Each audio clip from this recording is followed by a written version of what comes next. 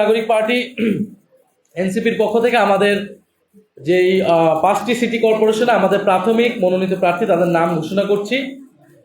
ঢাকা দক্ষিণ city corporation নির্বাচনে NCP মনোনীত মেয়র পদপ্রার্থী জনাব আসিফ মাহমুদ সজীব ভুইয়া, মুখপাত্র।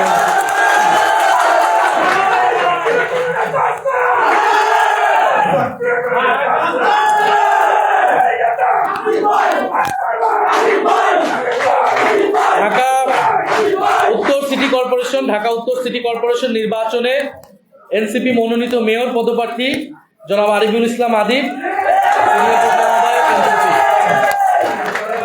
কুমিল্লা সিটি কর্পোরেশন নির্বাচনে এনসিপি মনোনীত মেয়র পদপ্রার্থী জনাব অ্যাডভোকেট তরিকুল ইসলাম, আহ্বায়ক জাতীয়। রাজশাহী সিটি কর্পোরেশন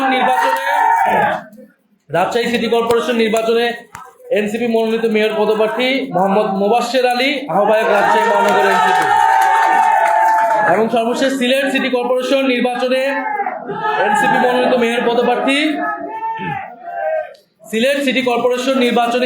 মনোনীত মেয়র পদপ্রার্থী অ্যাডভোকেট আব্দুর রহমান আফজাল, আহ্বায়ক সিলেট মহানগর এনসিপি।